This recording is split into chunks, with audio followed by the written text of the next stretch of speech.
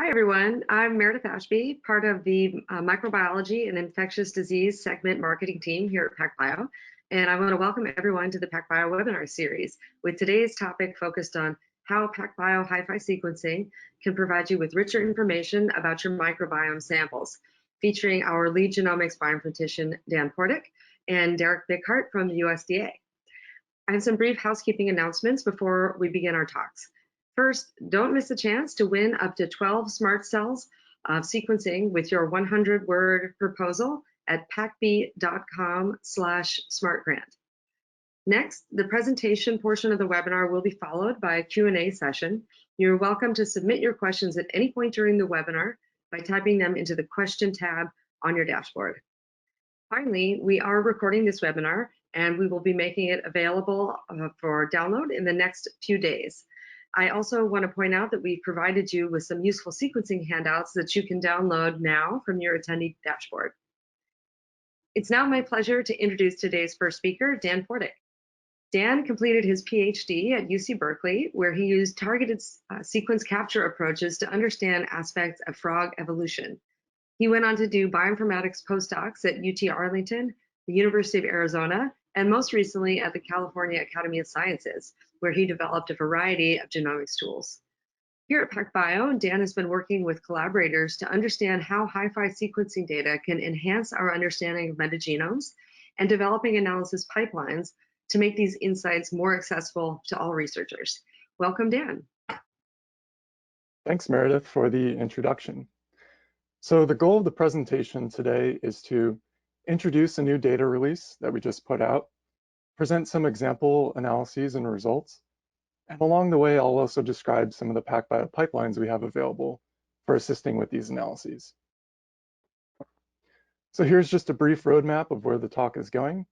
So first, I'll describe these new HiFi metagenomic datasets, and then I'll focus on 3 different kinds of analysis. And this includes metagenome assembly, taxonomic profiling, and functional profiling.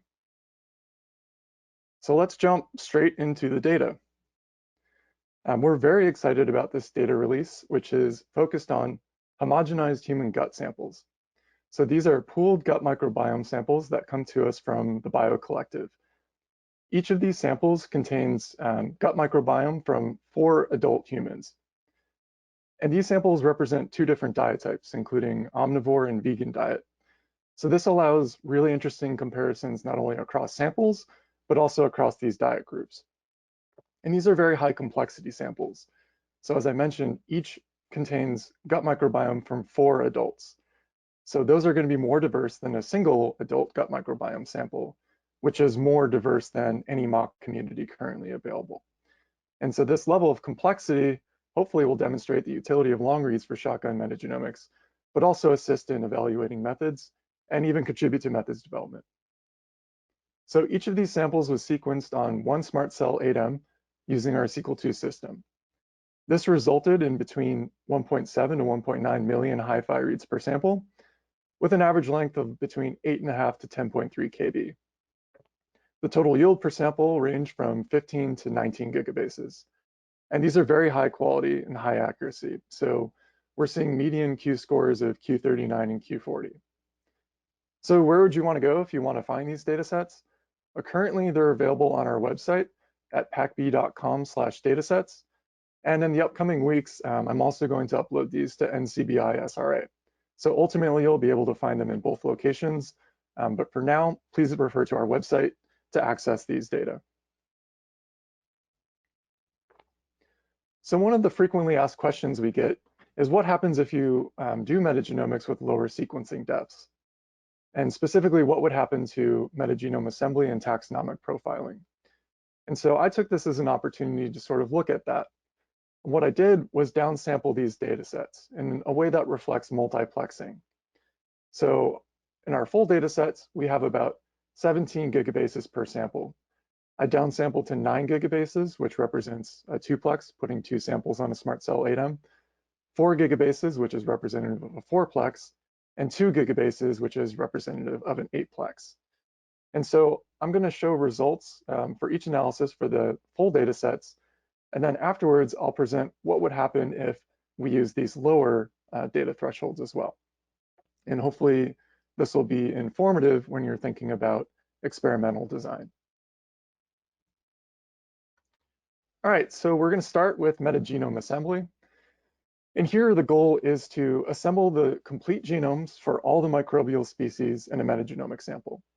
And that's a particularly difficult task to do. What we've seen is that HiFi reads have fundamentally changed and improved the way that we do targeted genome assembly. And the benefits of using long, accurate reads also apply to metagenome assembly.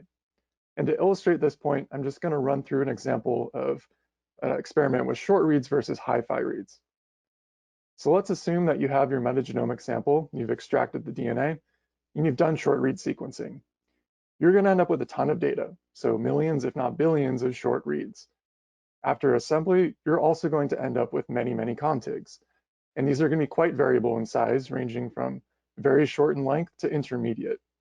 But it's exceptionally rare to assemble a genome into a single contig. And the reason for this is that short reads can't really address the challenges imposed by highly repetitive regions, as well as regions that are conserved across strains and across species. And so we end up with a lot of breakpoints in our assembly. We get very fragmented assemblies and lots of contigs, because short reads simply can't span these regions. So binning is used to overcome this. And binning is a procedure which attempts to identify contigs that belong to the same organism and group them together. And in the end, we have these metagenome assembled genomes, or simply MAGs, and each one of these MAGs represents the putative genome of a species. But with short reads, these tend to be draft quality. And what I mean by that is each MAG contains dozens to potentially hundreds of contigs.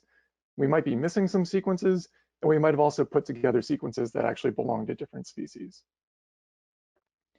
Now, if you do HiFi sequencing, you're going to end up with fewer reads overall, but they're much, much longer in length. And I want to point out that the length of the reads is often longer than the length of the contigs that were assembled from the short reads. So we are starting this assembly at a fundamentally different point.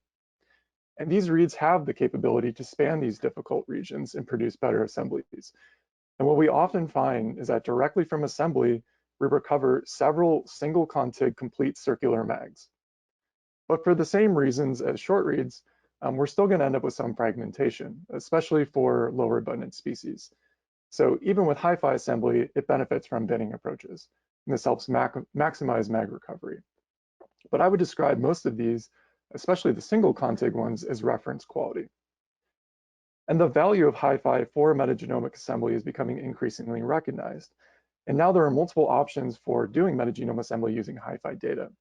And so some of these programs include HiFi ASM-meta, MetaFly, and Canoe.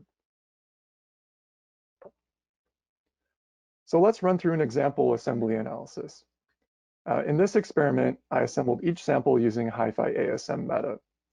I then took the contigs that came out of those assemblies and ran them through one of our PacBio pipelines. This one's called HiFi MAG pipeline. And the purpose is to identify and extract these high-quality MAGs. So this pipeline is one of several workflows that's available in our metagenomics GitHub repo, which is housed in our Pacific Biosciences GitHub repo. So the overall purpose of this pipeline is to perform that binning procedure. And each of these bins that come out represent a putative MAG. We then want to assess those bins for their quality. And we apply specific thresholds to eliminate low quality bins and retain high quality bins. And specifically what we're looking for is greater than 70% completeness for a genome with less than 10% contamination in the genome and fewer than 10 contigs required to construct that genome. All the bins that pass through these thresholds, we can consider high quality MAGs. And the final step is to try to assign these to a taxonomy. So we're identifying the closest strain, species, or perhaps even genus level reference from a database. And this is an attempt to identify what these things might potentially be. So the output includes the sequences for the high quality MAGs and plenty of associated metadata, as well as many visualizations. So I ran this two-step approach, the assembly and the evaluation for each of the samples. And here's just a high-level overview of the results. So across the samples, I found between 55 and 70 high-quality MAGs. Importantly, of these, 25 or so were single contig, and these represent really high quality mags that come directly from assembly. No binning was required to get these. If I total across the samples the number of mags, it was around 254, and these represent about 126 unique species or strains. These come from around 50 genera and include archaea as well as bacteria. So that's a lot of mags from these 4 samples. So these results and these numbers don't necessarily show you the quality of the different mags. And so I want to take a closer look at those details. So we're actually going to zoom in on one of these omnivore samples and take a closer look. So for this particular sample, we recovered 64 high quality mags. And these 2 plots are just showing some additional information for each of those. So we'll focus on the left first in this plot. This is showing a comparison of completeness on the x-axis, which ranges from 70 to 100% complete, and contamination on the y-axis. And here we can see that all of these mags have less than 5% contamination score. Each of the dots these represent an individual high quality mag, and they're actually color coded to reflect the number of contigs they contain. And so the right side of the graph is really the best place to be. This is high completeness. And the lower right-hand corner is even better, where we have low contamination. And what we'd ideally like to see here is lots of yellow dots in this location, because these are the single contig, super high quality mags. And what we end up finding, if we take a closer look, there's actually 23 single contig mags in this really high quality zone with greater than 97% completeness and less than 1.5% contamination. So these are truly exceptional mags that come directly from the assembly itself, which are surprising and impressive all at the same time. And so now I want to show a different plot to the right, which relates the size of the genome to the depth of coverage for the genome. And what we can see is that the mags range in size from about 800,000 bases in length to 5.5 million bases in length. And the depth of coverage ranges from about 8x to 150x coverage. Now, one of the weird things with metagenomic samples is that depth of coverage isn't necessarily related to the size of the genome. It's actually more reflective of the abundance of that species in the sample. And so what we tend to find is that species with higher abundances tend to be assembled and with higher depth of coverage. But again, we see a wide range of genome sizes that can be assembled and with relatively little depth of coverage. So what happens if we change the sequencing depth? So as expected, as we remove data, we see decreases in mag recovery. And this is totally expected given that higher sequencing effort should produce more mags. So in our full data set, we had about 18 gigabases of data that produced 64 mags. With 9 gigabases of data, we recover 38 mags or 60%. With 4 gigabases, we recover about 30%. And with 2 gigabases, we recover about 12%. And the other thing to point out is that with decreasing data, the assembled mags will of course display lower coverages. So this particular species had 150x coverage in the full data set. Here it's 80x, drops to 40x, and then down to 20x. But one of the remarkable things is that even at the lowest data sampling, 2 gigabases, we're still getting 8 high quality mags.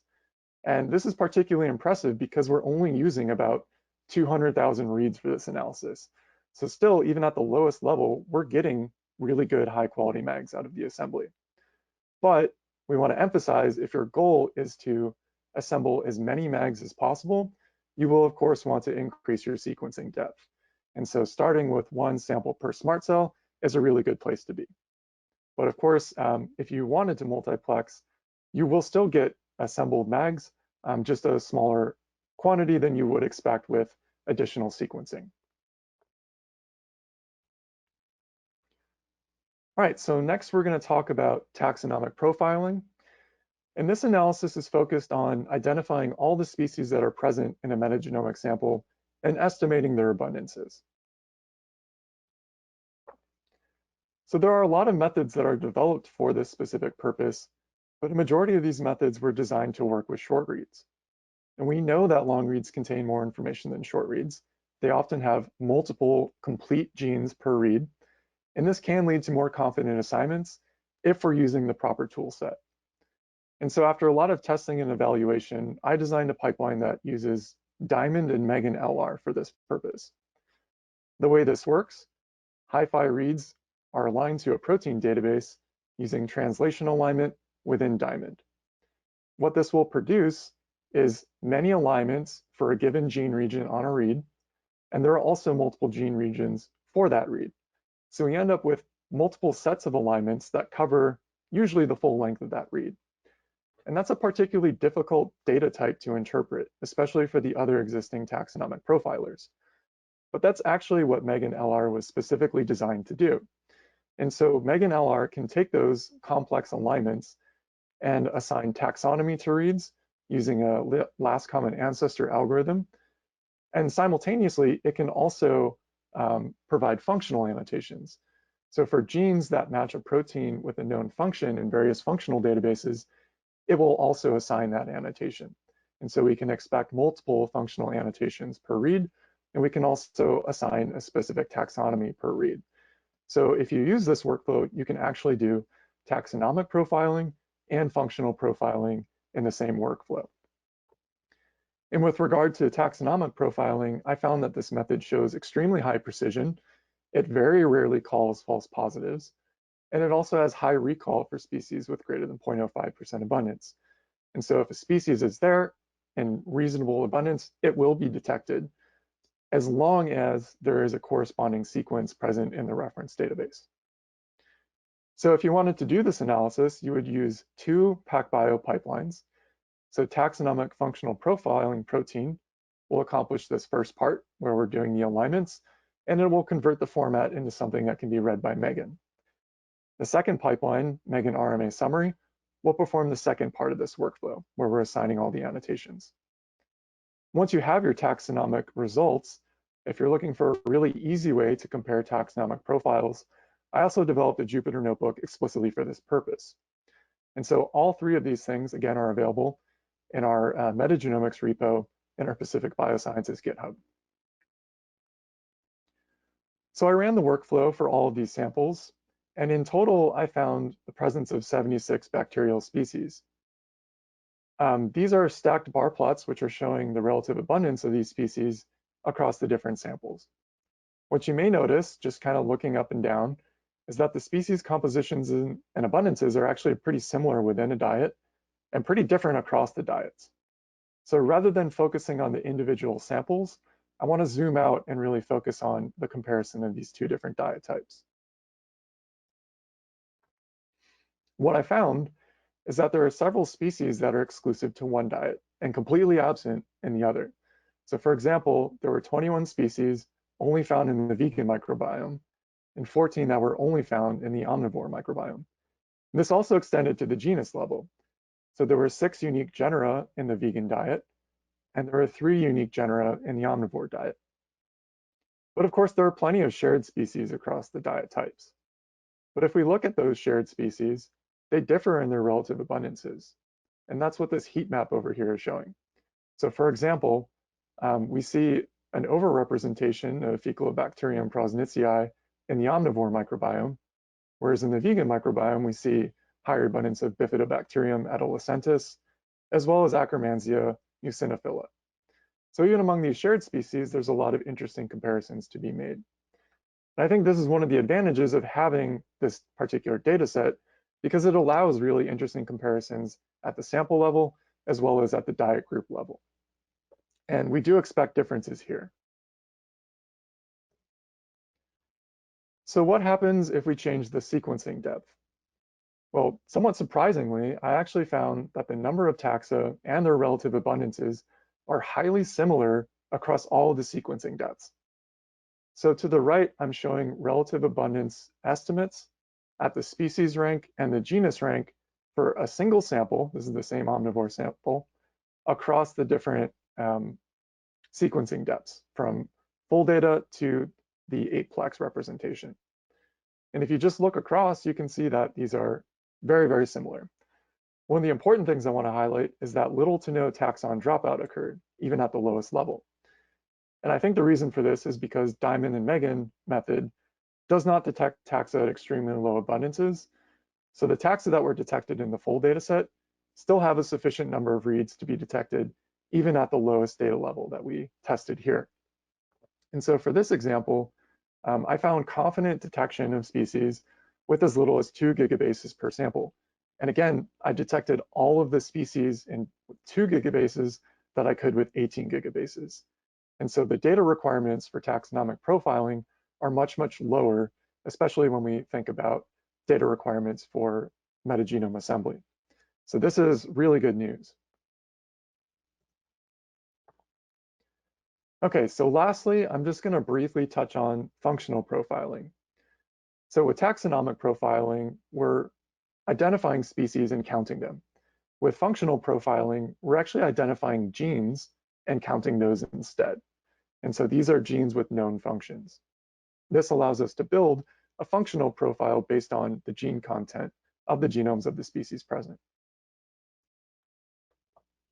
So for this, I'm just going to present sort of the higher level results. Again, this is all from the Diamond and Megan workflow. Megan provides access to 4 different functional databases. This includes EC, Eggnog, Interpro2Go, and Seed. And if we look at the number of reads that were assigned an annotation across these 4 databases, we find that that number is close to 90% of the reads. So we have very little wasted data here. Almost every single read was used in this analysis. And if we look more closely, it's not just a single annotation. We find an average of 2 to 5 functional annotations per read. And again, this is because HiFi reads have multiple complete genes per read. And these are just the genes that have functional annotations in these databases. If we total across all 4 databases, we find a range of 8.4 to 9.5 million total annotations per sample. But again, many of those are going to be multiple counts of the same class. But if we look at just the number of total unique classes, we find that that's close to 20,000 per sample. And so there's a ton of functional information that can be extracted from these HiFi reads. And again, this is a clear advantage of having long, accurate reads that contain multiple complete genes. Okay, so to sort of summarize the main points of the talk today, with regard to metagenome assembly, I've demonstrated how easy it is to get high quality mags from HiFi reads with metagenome assembly. And the high accuracy allows you to assemble closely related species and even strains with confidence. With regard to taxonomic profiling, we can detect species and their abundances with high confidence, even with particularly low quantities of data. And this is especially when we compare to assembly, where we're really focusing on higher sequencing depth. And as I just showed with functional profiling, many complete genes in HiFi reads are going to yield better functional annotations. But you don't have to take my word for it. We really want you to try this out. So our datasets are available at pacb.com/datasets, and all the tools that I presented are freely available on GitHub, Pacific Biosciences, and our PB Metagenomics tools repo.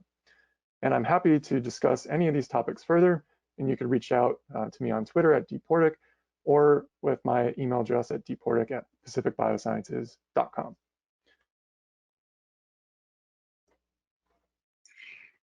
Thanks, Dan, for that really great talk.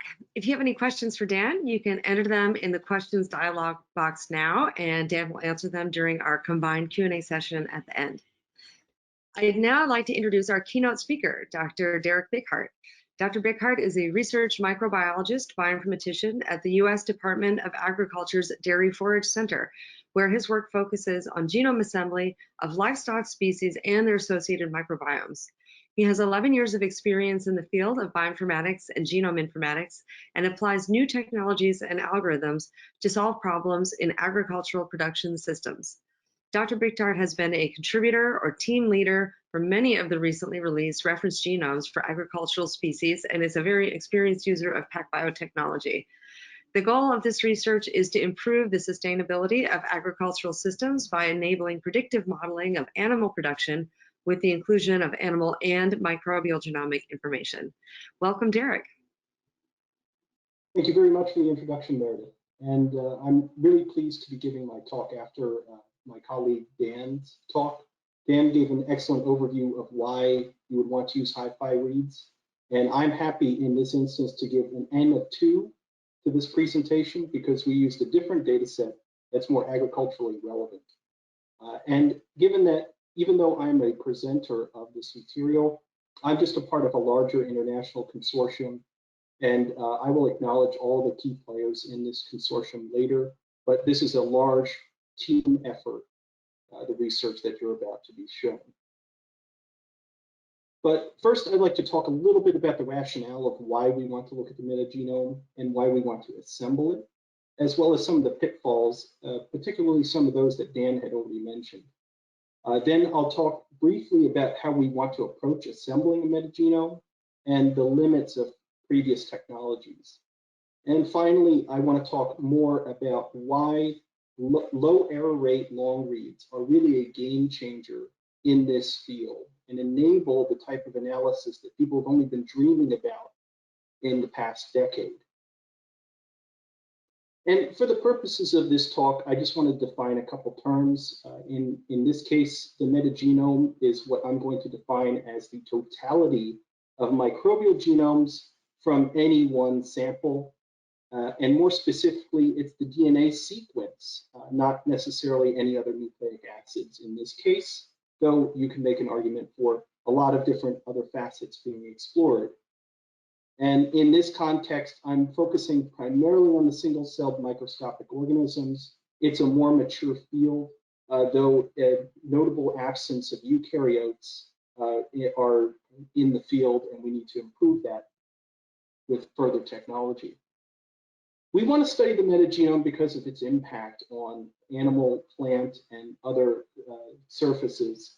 And much of our knowledge has come from the study of notobiotic animals, for one, in which we found that actually their gastrointestinal tracts are smaller when they are deprived microbial symbionts. And this can have an impact in clinical medicine where actually it relies on the perturbation of the immune system by naturally present bacteria in order to stimulate a response to a vaccine. Furthermore, from an agricultural perspective, we want to study the metagenome because of its impacts on production and many other species that are relevant to agriculture, such as the rhizosphere impacting plants by providing symbionts and growth drivers to increase yields. But one of the limitations is the fact that the metagenome is a composite. It is a bunch of different communities of organisms separated by different levels of abundances, different genome compositions that are partitioned by their GC content, and so on. Furthermore, you can have a sampling bias where you may accidentally not lyse some of the more difficult to shear organisms, such as gram-positives. And also rare species that may be passing through the community may be sampled infrequently. And finally, a metagenome is only a snapshot in time. Whatever we take the DNA from that sample, it may change within the next minute, second, or hour. So with that in mind, as Dan mentioned, our goal is to try to assemble as many representative genomes as we can from the sample. And in order to assess how well we've done this, in the past we've relied on single copy genes. You can think of these as genes that we expect to be present in certain lineages of organisms, such as the bacteria and archaea. And we define different quality standards for the genomes we assemble based on how many are there and how many are redundant within the genome. For example, high quality standards for this presentation are defined as greater than 90% single copy gene complete and less than 10% redundancy, which is more than one copy of the gene in the genome. We're defining low quality as anything that's less than 50% complete. Some groups have been able to use these to great effects in the past, but we have an embarrassment of riches with this data set. So we discard these as being irrelevant for our present analysis. Often we have to make a trade-off though. We know that we can't really sample some of the lower abundant species to the depths we need to assemble their genomes. And this may also come into play when we have strains of certain organisms. They may be unresolved because they are present at lower counts than their parent lineage, and therefore they get merged into one chimeric genome assembly. This has been a long time in coming, but much of the study of microbiology and metagenomics predicts high degrees of completeness when sampling different environmental samples. However, when we take a look at whole genome shotgun data and metagenome assemblies, it looks like we've only scratched the surface. This is a figure from Stewart et al., where they compared the classification rate of reads in the x-axis against all of the different data sets that they could find, including all of the RefSeq non-redundant microbial genomes. You can see here that when they tried to classify their reads and find the proper taxa, they were only able to get at max 30% of their reads from their dataset classified. It was only when they created their own specific genome assemblies and then tried to reclassify the reads that they got anything near 80% classification rate in their own data set. So before I talk a little bit about metagenome assembly, I want to define some terms, and Dan did an excellent job describing technical aspects of this. When I talk about genome assembly, I'm talking about two distinct methods, and both which identify long contiguous stretches of DNA, or what we term contigs, from composites of reads. The first method that we did not use was consensus overlap sequencing, which takes a bunch of reads and, as you'd intuitively imagine, stacks them up and creates a consensus. The next method, which is part of the MetaFly assembler, which we used, takes the reads themselves and decomposes them into k-mers, short little subsets of words, and fits them into a graph. And even though this cartoon doesn't accurately represent it, you can basically add on the reads as you go as k-mers in context in the graph, and then create an assembly by traversing that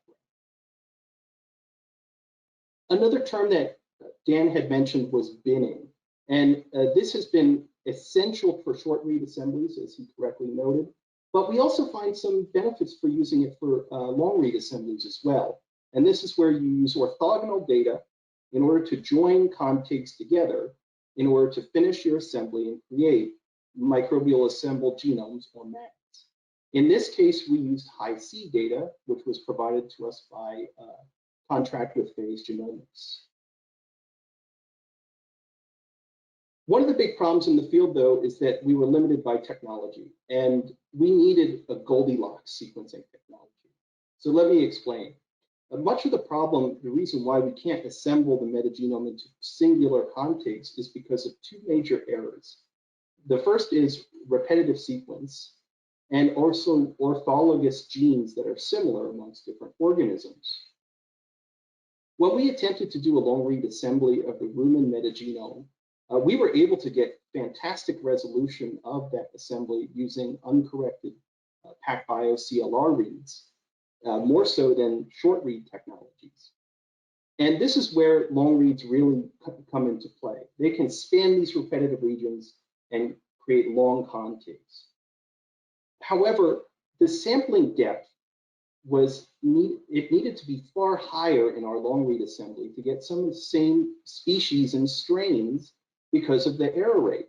So when it came down to it, the Illumina sequence was able to assemble more with lower coverage than the PacBio. But this is where the technology has improved. And if you're familiar with the PacBio library prep, you know that the DNA strands that are incorporated are circularized. Each individual fragment is read in tiny subreads, and these subreads tend to have an error rate of 14 to 17%, primarily in indels. But the key feature is that these errors are actually random. So over the course of the sequencing project, if you sequence the same molecule multiple times, you can use the subreads that are derived from that in order to correct themselves. And as this PacBio diagram shows, It literally is just the correction of all those different errors, which are red dots, into a final consensus read, all derived from the same molecule. This results, after filtration, in reads that tend to have error rates that are less than 1%, which is the same accuracy as the short reads, and sometimes even improved over short reads, but are far longer. And this is the key Goldilocks technology I was mentioning. One other key problem with metagenome assembly, though, is, and Dan touched upon this as well, there are so many different techniques and tools and software.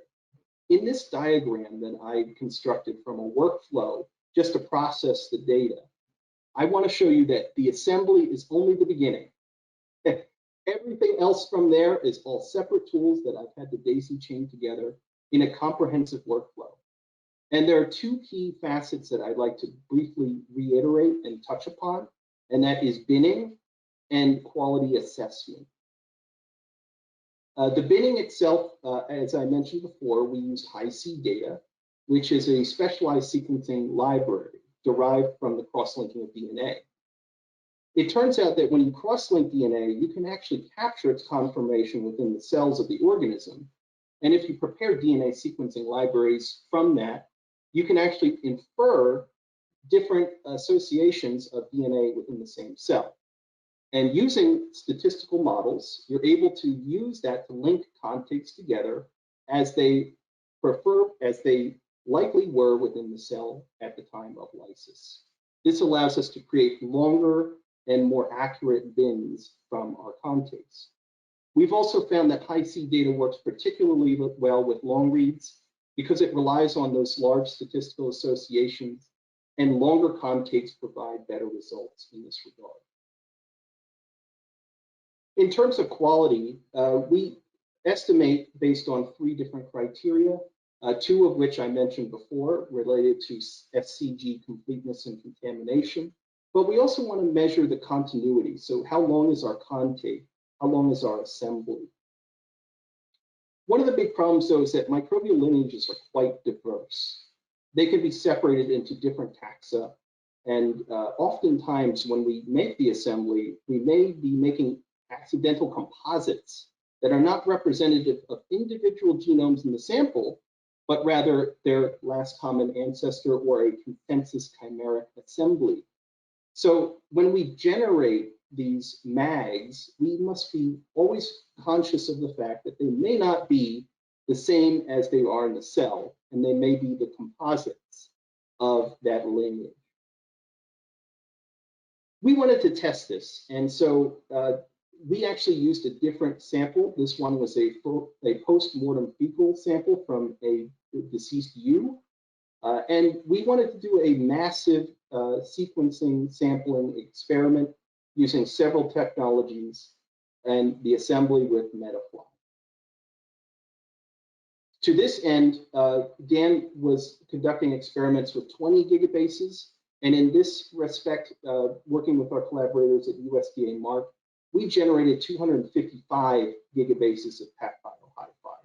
This is excessive depth of coverage, but it allows us to do so much more with the data and to generate references that are truly great quality. So given all this data, we wanted to test out what are the explicit benefits of using these low error rate long reads in metagenome assembly.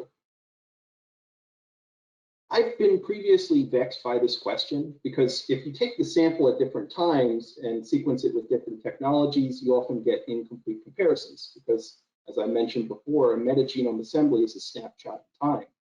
So I thought, how about we explain this through a different experimental design? And this is a schematic of the experiment, and you can see on the bottom, I have a diagram of the subreads taken from PacBio sequencing. In order to compare apples and oranges, I knew that all those subreads would be taken together and used in correction to generate our HiFi data set. But I said, how about we take each of the individual subreads, which are uncorrected, and test them out as triplicate data sets to compare against our HiFi data. This makes it so that we're testing uncorrected long reads against corrected long reads from the same molecules. You can think of these as technical replicates for metagenome assembly, and they will highlight the differences in the algorithms used and the flaws in the data sets. So this comparison is actually not just an N of one, but an N of many different technical replicates. When I generated the assembly and then classified the contigs, I noticed a clear discrepancy. You can see each of those CLR-like assemblies in green and the HiFi assembly in orange in each case. What's really interesting is that 10 to 35% more sequence is assembled for each of the major kingdoms, apart from those that are no-hit, which are very short contigs that could be classified, unclassified in the HiFi dataset. Furthermore, to reiterate Dan's point, when we took a look at the contigs derived from the HiFi assembly, we had a substantial amount, over 125 contigs, that had completeness scores of greater than 90% and less than 5% contamination. And this was the most that was ever reported in the literature at the time of our bioarchive submission. And that's just the contigs from a single sample. We then wanted to try to improve upon these results, so we used HiC in order to generate bins. So we're taking all the contigs that aren't complete and trying to complete them into representations of mags. When I compared these, I wanted to test the same hypothesis that Dan had. So are we assembling microbes at the lower depths of coverage or the lower abundances within the sample? And to demonstrate that we are, I want you to pay attention to this plot in which the x-axis is decreasing X coverage of the data set plotted against the cumulative length of the assembly. What we would expect is that if the curve peaks far more to the right for each assembly, we're assembling more at lower depths of coverage, therefore the lower abundant species in the sample. And this is exactly the case of what we see with the HiFi assembly. In fact, 16% of our bins consist of bins that had less than 5x coverage. And it's not just junk that we're assembling into mags. It turns out many of these mags that are greater than 90% complete, there's a substantial amount, at least 8, that have less than 1x coverage of aligned short reads, suggesting that they are the low abundant species or lineages in the sample. Looking further at the data set, I noticed that we had more HiFi mags than CLR mags. So I wanted to test this out using comparisons of the sequence identity.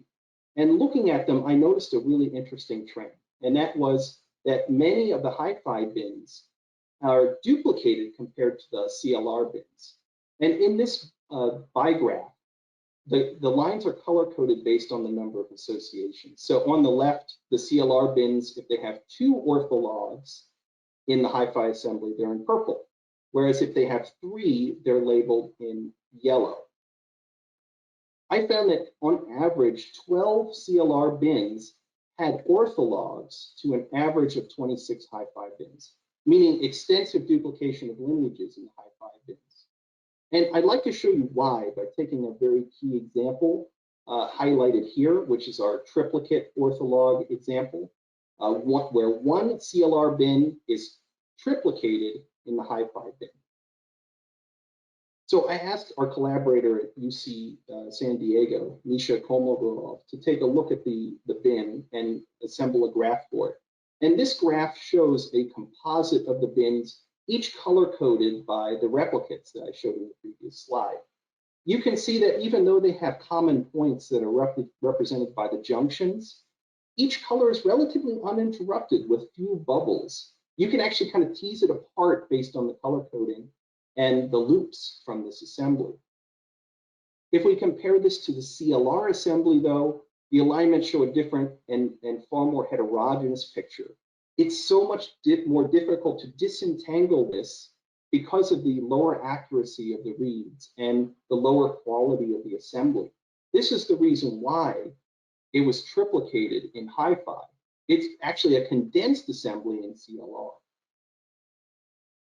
We noticed also that when you plot read depth against these different bins, that you see a noticeable trend. The HiFi bins, as you would expect, have different levels of coverage, and it's quite consistent based on these plots. The first bin has 10x coverage, the second is an average of 20, and the last is an average of 33, with relatively low choppiness in terms of read depth in each. Compare this to the CLR bin above, and you can see a much more different picture. The read depth is all over the place and averages at a composite of the previous 3 HiFi bins at 45x coverage. So this was a surprise to us, and we wanted to see if we can extend this. We just generated a highly resolved lineage in triplicate without doing anything. It was just from Metafly assembly of HiFi reads. Can we do better and take a look at the variant profiles aligned to these assemblies and tease them apart separately?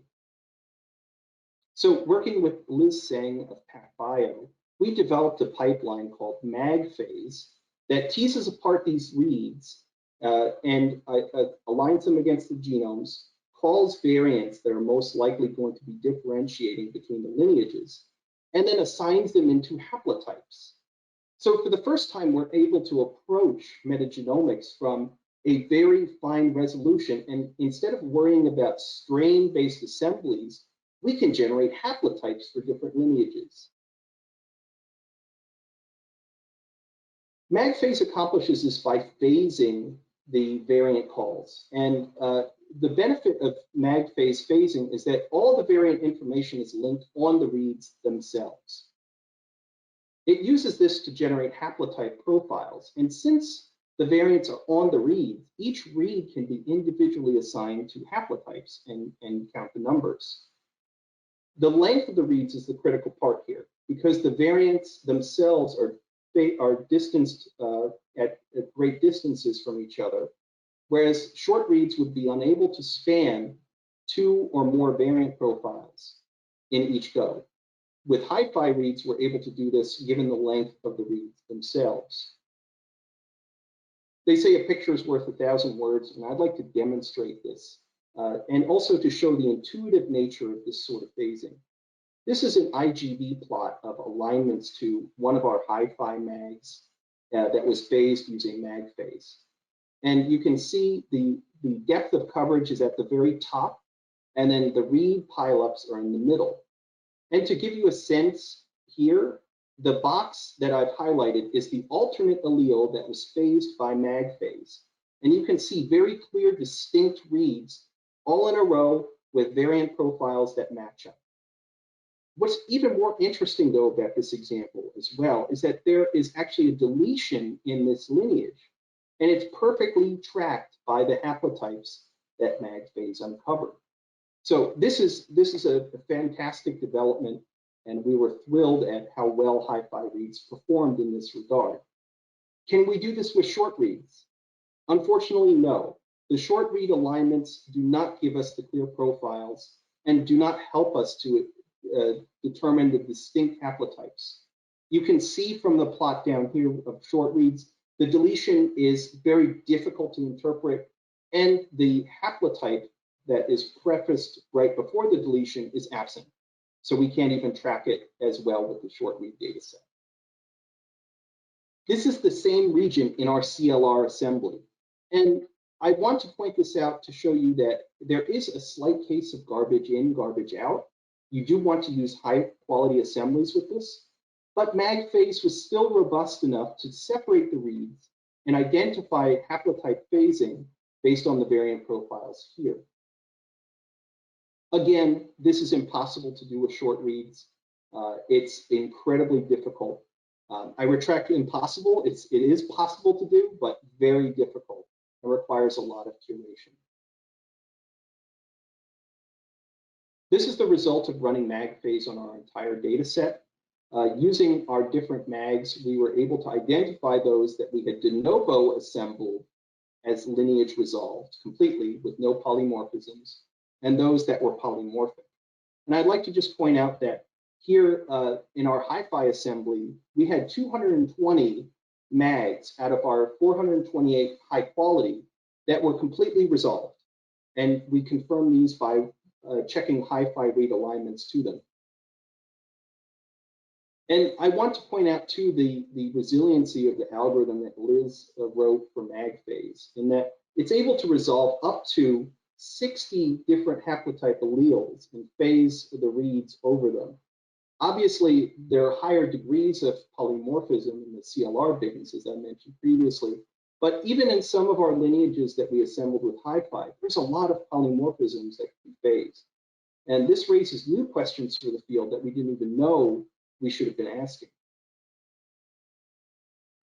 Finally, it's a frequent question, and Dan touched upon this in his presentation. How much HiFi data do you need, and how much is reasonable? Well, we decided to take our Sequel II data set, which was about 205 gigabases of coverage, and I ran a progressive downsampling experiment, taking 20 gigabase increments more or less. When we run it through our pipeline and classify them, it's pretty clear to see that just for 40 gigabases, you get about half of the high quality MAGs that we identified from the full data set. And after running MagPhase, I found that 56% of them were also de novo lineage resolved with no haplotypes that were observable using our algorithm. So at the end of my talk, I hope you understand a little bit more the complexities of metagenome assemblies and the reason why we want to apply new technologies to solve these problems. We found in our own personal use that HiFi reads are currently able to improve our assembly of the metagenome and cover low abundance taxa, which may play a key role in the systems we're studying. And we also applied HiFi reads in a new way by aligning them to their genomes and trying to actually phase variants and haplotypes using the reads themselves. You can find out all the details in our preprint that was recently submitted, and our manuscript is currently in review, hopefully out soon.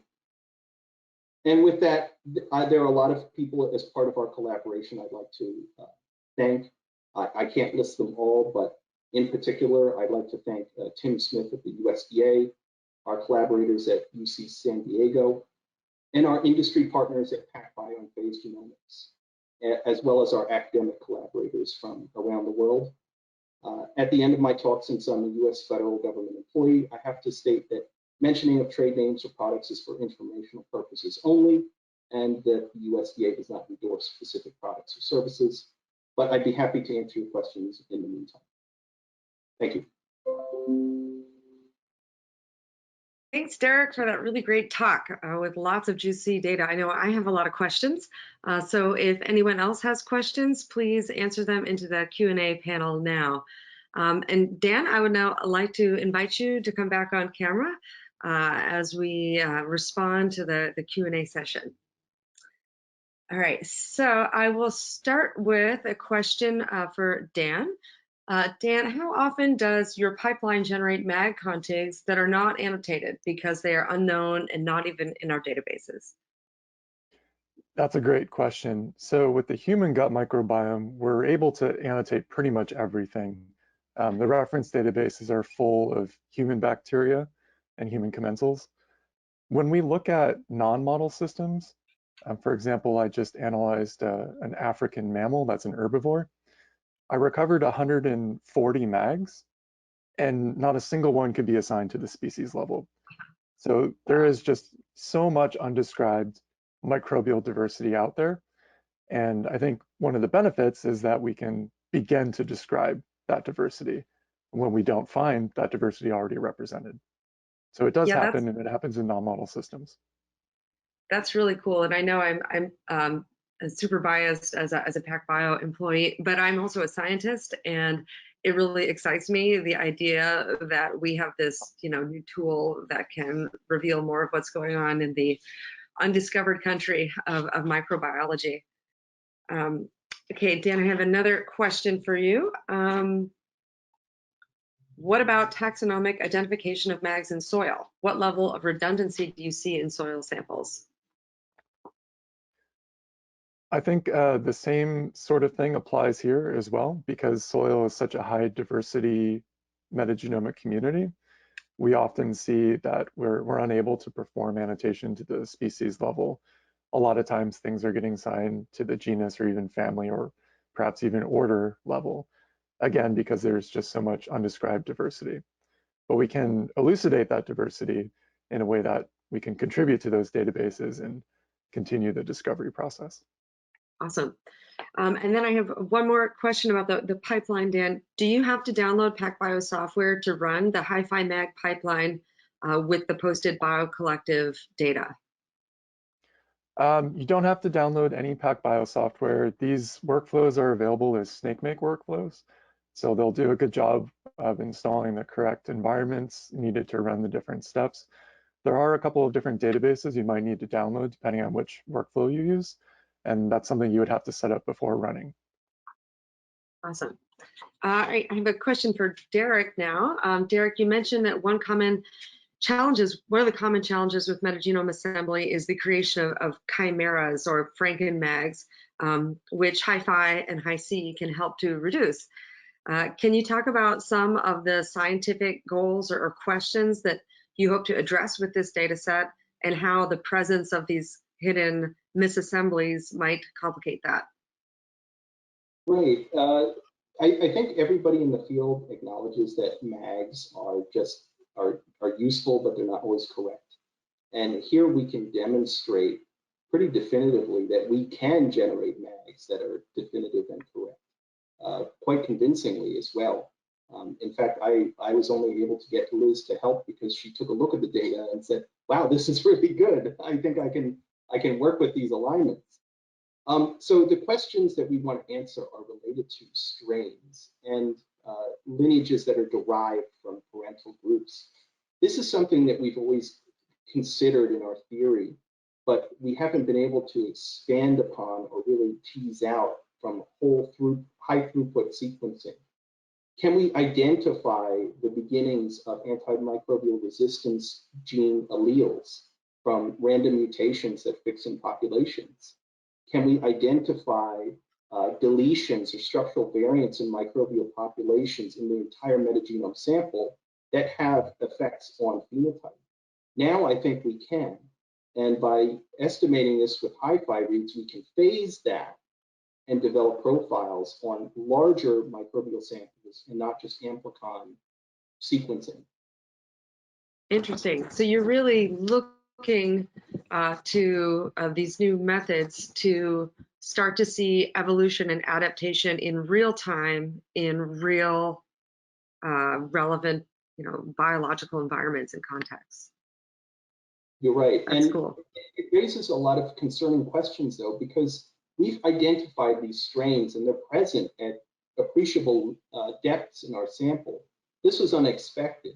So why are they there? They must have some selective pressures acting on them.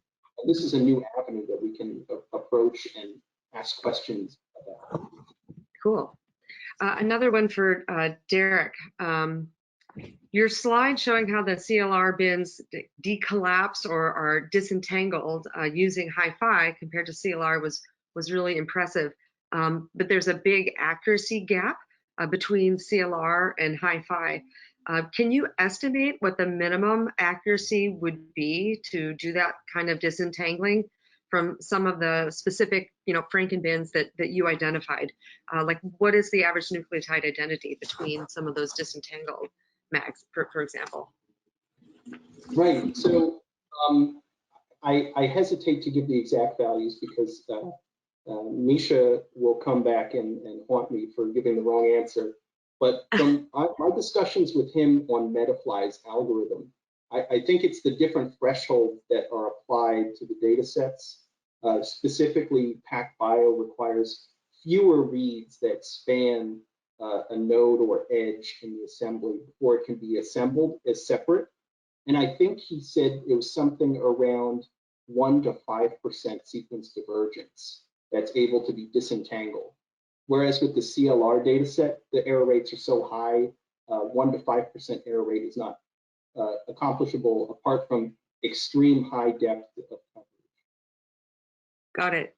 So improvements in accuracy up to that 99% threshold would be anticipated to provide continuous benefits. That's correct. Yeah. Okay, related to that question, Derek, the low error rate of HiFi reads looks very impressive, but since it's not 100% accurate, how does that impact SV calling? Right. I think that Or sorry, SNV calling. Sorry. I'm sorry? SNV calling, single nucleotide. Yes. Yeah. That's a good question. And we actually account for that in MAG phase. So Liz specifically tests against the estimated error rate using, I believe, Bayes' theorem in order to try to remove any false positives, SNVs, that result likely from errors. So we have a threshold for detection of these, and depending on the coverage of our MAG, we're able to detect SNVs down to about 2% of the coverage of the parental strain. So we had one MAG that was covered by 300 HiFi reads, and we detect a potential haplotype that was only covered by 5 HiFi reads. Obviously, more coverage, the more power you have to separate out these variant calls. I'll also chime in, and Dan, as the bioinformatician, maybe you have more specific numbers than I can pull out of long-term memory here. But if you follow human genome assembly space, there have been head-to-head comparisons of different technologies that have been sponsored by NIST, the National Institute for Standards and Technologies. And what they've shown is that actually PacBio produces superior results for SNV calling than even Illumina short read calling. And so, you know, it's not only about the raw read accuracy, it's about the ability to disentangle or to differentiate between parts of the genome that may be highly similar, but are actually, you know, can be distinguished by being in different, you know, structural variant regions, and that allows you to actually do more accurate SNV calling. Let's see, we have another question here for Derek. How do bubbles get resolved in long reads? Also, is it possible to do in a system if you don't have access to high-powered servers? Okay, to answer the first question, I would direct you to the geniuses at University of California, San Diego. Much of the details of that algorithm are based in the Metafly manuscript, and Misha actually made adaptations for PacBio HiFi reads that are going to be detailed in our forthcoming publication. So I can't give you the specifics on this, but it is related to the low error rate of the reads and his adjustment of the algorithm that compensates for it. And then I apologize, what was the second part of the question again?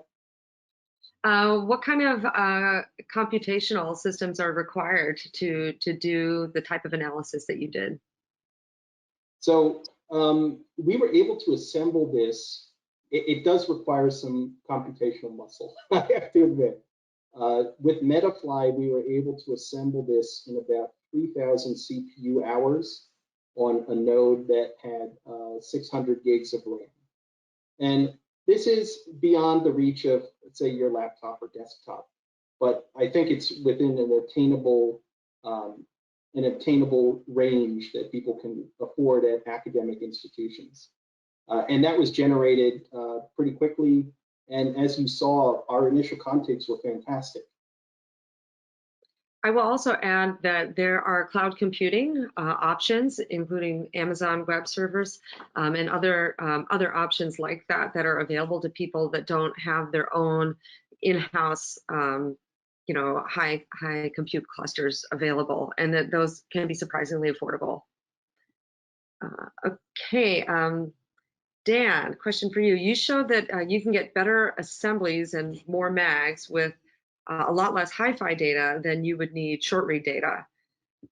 So taking that to another application area, how much HiFi data would you recommend for taxonomy or functional analysis, and how does that compare to how much data you would need with short read data?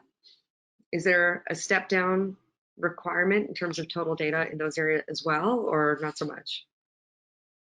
I think the key points from both Derek's talk and my talk regarding assembly is that, of course, having higher sequencing depth is going to get you more high quality mags. But we've seen that you can reduce that to very small data levels and you're still going to get some amount of assembly. It might not be as good as the higher sequencing depths, but it's still possible. But for those other applications, any read is going to be used in the analysis. So there's just so much information packed into every HiFi read. So the data requirements are lower for assigning a read to a species or identifying the gene content and assigning those to known functions. With a direct comparison to Illumina data, I think it's a little bit tricky because there are methods that do well with taxonomic profiling, but they do end up with a large number of false positives. And it's very hard to verify whether those are true or not and what the source of those problems are. But we know that short reads never have a complete gene, right? There are 150 base pairs. So we're always getting a fragment of a gene. And so that makes functional annotation a lot more difficult as well. What we'd really want to have is a complete gene sequence, know what that is and know what the corresponding protein is, and have a very confident assignment. So I would actually argue for functional annotation that there really isn't any level of short read sequencing that will give you results that you can directly compare with HiFi sequencing. A controversial view. Okay, one last question. Let's see, and this is, I think for both of you, would HiFi metagenome assemblies benefit from short read polishing or from hybrid assembly methods using both short and long reads together? You want me to tackle this one first, Dan? Say again? I think, Derek, you can go first on this one. Okay, this is actually a question that many people had.